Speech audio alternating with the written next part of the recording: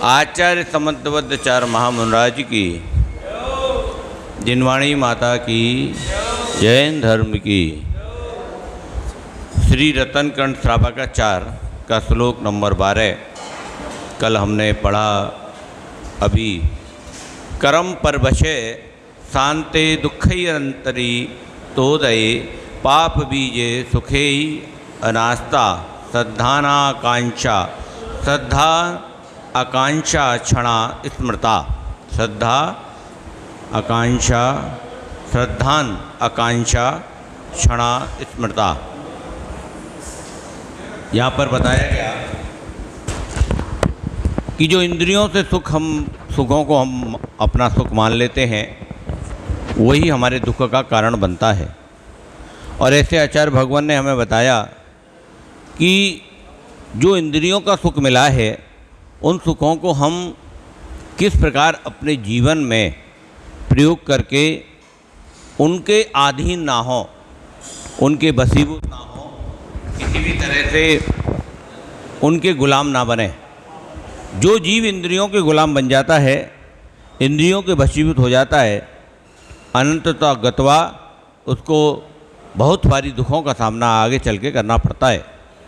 संसारी जीवों को जो इंद्रियों के अधीन सुख है, वे सुख का केवल आभास मात्र है, सुख नहीं है, वेदना का इलाज है। जैसे क्षुधा की तीव्र वेदना उत्पन्न हुई, भोजन करके सुख मानेगा, प्यास लगेगी तो पानी पी के सुख मानेगा। शीत की वेदना हुई यानी ठंड लगी तो रुई के वस्त्र या ऊनी वस्त्र को ओढ़ना चाहेगा। गर्मी की वेदना हुई तो ठंडी हवा चाहेगा, क्योंकि रोग का कष्ट के बिना इलाज कौन चाहता है। अब यदि किसी भी जीव को रोग है और उसे कोई कष्ट नहीं है, तब तक वो ध्यान नहीं देगा, तो दवाई वगैरह नहीं खाएंगे, जैसा चल रहा है ठीक है। लेकिन जब उसका उस रोग के कारण कष्ट बहुत ज़्यादा बढ़ जाएगा, तब जाके वो डॉक्टर के पास जाएगा या जो वैद्य होगा उनके पास जाएगा। नेत्र में रोग हुए बिना आँखों में अंजन कौन लगाता है? कर्ण में रोग हुए बिना बकरा का मूत्र अच्छा तथा तेल आदि कान में कौन डालता है? ठंड के बुखार के बिना अग्नि की ताप और सूर्य की धूप आदर से कौन सेवन करता है? ये इसमें इलाज दिया हुआ है कि कान का रोग होता है तो उसमें बकरा का मूत्र डाला जाता है, ऐसा कुछ इसमें लिखा हुआ है। वैसे मेरे को पता नहीं है, लेकिन यहाँ लिखा हुआ है तो मैं पढ़ रहा हूँ। वात रोग के बिना दुर्गंधित तेल आदि की मालिश कौन कराना चाहेगा? यदि किसी को वात रोग नहीं है, गोड़ों में दर्द नहीं है, नसों में दर्द नहीं है, तो कौन मालिश कराना चाहेगा?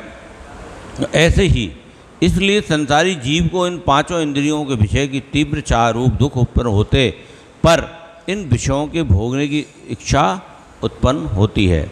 विषयों के भोग तो उस दुख को थोड़े समय के लिए शांत कर देते हैं, किंतु बाद में अधिक दुख उत्पन्न करते हैं। इसलिए इंद्रियों के विषयों को भोगने से उत्पन्न होने वाला सुख तो वास्तव में दुख ही है। कैसे? जैसे भूख लगी और खाना खा लिया, लेकिन 2 घंटे बाद फिर भूख लग गई, अब क्या करोगे? अब फिर खाओ। तो जो दुख के बाद सुख मिला, उस सुख के बाद तो दुख आना ही आना है, ये हमारे आचार्य भगवान कह रहे हैं। इसलिए उसको सुख मत मानो। इनका कहने का यहाँ इंटीग्रेशन है, जो ये कहना चाह रहे हैं हमारे आचार्य भगवान, कि तुमने उसको सुख मान लिया, अंत तो गत्वा वो सुख है ही नहीं। अगर सुख होता तो सुख का आभास मात्र है, अनुभव है। यदि वो सुख होता तो उसके बाद दुख क्यों आता? भाई आपको बहुत जोर की प्यास लगी है, बहुत जोर की प्यास लगी, आपने पानी पी लिया, प्यास समाप्त हो गई, गर्दन तक आपका पेट भर गया। अब आपसे कोई कहे नहीं 1 गिलास और पीना पड़ेगा। अब बताओ, जो पिलाने वाला अभी तक तुम्हारा मित्र था, अब वो तुम्हारा क्या हो गया? दुश्मन हो गया। आप ससुराल गए, आपको खूब सारा खाना खिलाया, आपका पेट भर गया, नहीं साहब 2 पूड़ी और खानी पड़ेगी। अब 2 पूड़ी की बात कर रहे हो, या तो 2 बूंद पानी नहीं जा सकता। तो अभी तक जो अपने प्रिय लग रहे थे, अति प्रिय लग रहे थे, जो क्षुधा को मिटाने में सहायक थे, वही अब हमें दुश्मन लगने लगे, वही पूड़ी हमें दुश्मन लगने लगी। यहाँ ये आचार्य भगवान कहना चाह रहे हैं। तो सत्यता को पहचानो, सम्यक्त को पहचानो। सत्य क्या है? क्या वो सुख है? नहीं, वो तो तुम्हारी वेदना का इलाज मात्र है। उसको ऐसे जानना चाहिए, वो सुख नहीं है। कि बोले वाह क्या भोजन था, तृप्त हो गए। तृप्त हुए आप 1 घंटे के लिए, आधे घंटे के लिए, पौन घंटे के लिए। तृप्ति तो वो होती है जो अनंत काल के लिए आप तृप्त हो जाओ, कभी आपको द्वारा भूख ही ना लगे। वो है सच्चा सुख। ये तो एक किंचित मात्र है, क्षण मात्र है, आया और चला गया, खाए खोया है गया। बाह्य शरीर, इसलिए संसारी जीव को इन 5 इंद्रियों के विषय की तीव्र चारूप दुख उत्पन्न होने पर इन विषयों के भोगने की इच्छा होती है। विषयों के भोग तो दुख को थोड़े समय के लिए शांत कर देते हैं, किंतु बाद में और अधिक दुख उत्पन्न करते हैं। इसलिए इंद्रियों के विषयों को भोगने से उत्पन्न होने वाला सुख तो वास्तव में दुख ही है। उदाहरण के लिए, जैसे हमने अभी सिद्धचक विधान चला, 9 दिन तक पकवान खाए और उसके बाद फिर आपको 2 महीने तक रूखी रोटी खाने को मिले।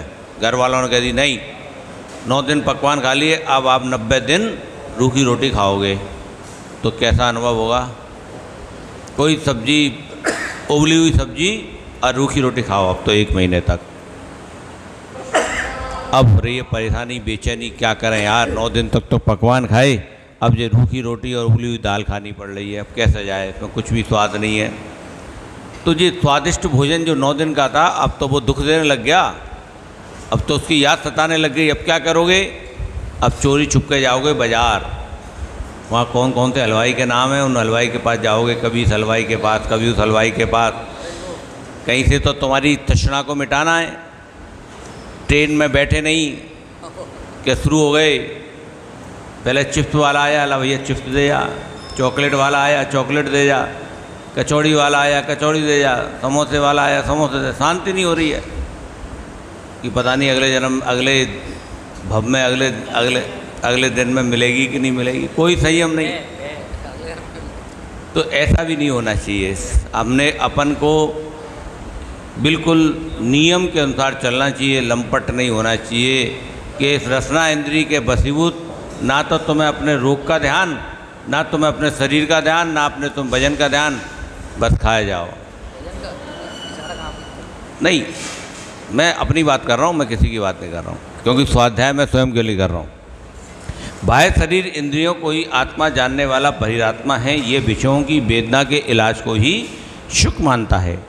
ये हमारा जो बाह्य शरीर है, इसको अपना मान बैठे हैं और इसकी जो आवश्यकता है, इसके इलाज को ही अपना सुख मान रहे हैं। ऐसा मानना तो मोह कर्म जनित भ्रम है। सुख तो ऐसा है जहाँ दुख उत्पन्न ही ना हो। सुख केवल वही है कि उसके बाद दुख नहीं आए, वही सुख है। यदि सुख के बाद दुख आता है तो जो सुख आया था वो दुखी था, उसमें कोई आप कन्फ्यूजन मत मानना। ऐसा मानना तो जहाँ दुख उत्पन्न ही ना हो, इसका लक्षण निराकुलता है। विषयों के अधीन सुख मानना तो मिथ्या श्रद्धान है। जो विषयों के अधीन हमने जितने भी सुख माने, अपने इंद्रियों को तृप्त करने के लिए जिनको हम सुख मान रहे हैं, वो केवल मिथ्या श्रद्धान है। मिथ्या श्रद्धान है, पूरी तरह मिथ्यात्व है। उसको सुख मत मानो, उसको जानो कि ये हम अपनी इंद्रियों को तृप्त करने के लिए कर रहे हैं। इसके अलावा ये हमारा सुख आवास मात्र है, सुख नहीं है। ऐसा हमें श्रद्धान करना चाहिए, ऐसा ही हमें मानना चाहिए। यदि हम ऐसा मानेंगे तो आगे जो दुख आने वाला है, उस दुख की डेंसिटी कम हो जाएगी। ठीक है ना? उसकी जो इंटेंसिटी है, उसकी जो वेदना है, वो थोड़ी सी कम हो जाएगी, क्योंकि हम पहले से ही मान के बैठे हैं कि ये जो सुख हमें मिल रहा है, इसके बाद दुख आने वाला है। ये पहले से मैनेज कर लें अपने दिमाग में, बिल्कुल लिख लें ऐसा। सम्यक दृष्टि को ऐमिंद्र लोक का सुख भी पराधीन लगता है। जो सम्यक दृष्टि जीव होता है, वो ऐमिंद्र लोक, यानी जो 16 स्वर्ग से ऐमिंद्र लोक होता है, सम्यक सर्वार सिद्धि आदि ये जो विमान होते हैं, वो उसमें अनंत बहुत सुख होता है। इतना सुख होता है, ना भूख लगती, ना प्यास लगती, बस धर्म चिंतन, इसके अलावा कुछ नहीं। वो भी उसको सुख पराधीन लगता है। वो भी कहता है यार ये भी कब छूटेगा मेरा। आकुलता रूप विनाशी केवल दुख रूपी दिखाई देता है। अतः सम्यक दृष्टि को इंद्रिय जनित सुख में कभी भी वांछा नहीं होती। सम्यक दृष्टि जीव इंद्रिय जनित सुख को कभी भी इच्छा नहीं करता, कभी वांछा नहीं करता, उनकी कभी चाह नहीं करता। सम्यक दृष्टि जन्म में तो धन संपत्ति वैभव आदि नहीं चाहता है, परलोक में भी इंद्रपना चक्रीपना इत्यादि नहीं चाहता है। क्यों नहीं चाहता है? क्योंकि उसे पता है कि ये मेरे पास आएगा, मुझे सुख देगा और अनंत गत्वा मेरे से छूटेगा, विनाशिक है। इसलिए सम्यक दृष्टि जीव कभी नहीं चाहता कि मुझे अगले भव में मैं सौधर्म इंद्र मतलब इंद्र आदि बनूँ, स्वर्ग में जाऊँ, चक्रवर्ती बनूँ। वो तो कहता है नहीं, मैं मुक्ति के पथ पर चलूँ। ये इंद्रियों के विषय तो थोड़े समय के लिए हैं, किंतु इनका फल असंख्यात काल तक नरक के दुख और अनंत काल तक क्रिंच आदि गतियों में महादरिद्री, महारोगी, नीच कुल के मनुष्यों में अनेक जन्म धारण कर भोगना पड़ता है। यानी कि इस रचना के इन वशीभूत होकर जो लोग अभक्ष खाते हैं, अनजान खाते हैं। सबसे बड़ी बात क्या है कि हम अनजान का भक्षण करते हैं। हम ऐसी ऐसी वस्तुओं का भक्षण करते हैं कि हमें पता ही नहीं कि इसके अंदर क्या है। हलवाई के यहाँ गए, उसने जो था खुशबू आ रही थी, उसने केमिकल डाल के खुशबू उत्पन्न कर दी। अजीनोमोटो डाल के हमारा जो दिमाग है वो अपने वशीभूत कर लिया। जेलेटिन नामक पदार्थ डाल दिया जो मांसाहारी है ज़्यादातर। उससे क्या होता है? उससे रसना इंद्रिय बार बार उस चीज़ को मांगती है। तो ऐसी वस्तुओं की, ऐसी जो वस्तुओं से बनी हुई वस्तु है, उसको खाने के बाद हम लोगों का क्या होगा कि अनेक जन्म तक हम त्रियंच बनेंगे, अनेक जन्म तक नरक में जाएंगे और नीच कुल के मनुष्यों में जन्म लेंगे। ऐसी यहाँ पर वर्णन है। बोले शांतिनाथ भगवान की। या वाणी के ज्ञान से तू जय लोकालो, तो वाणी मत तक धरू सदा दे फूटो। हे जिन वाणी भारती तो जपो नैन, जो तेरी गणना धरे तो पावे सुख चैन। देव बजोर्यंत को गुरुदेवा निर्गन, दया धर्म पालो सदा यही मोक्ष अपन। बोले जिनवाणी माता की।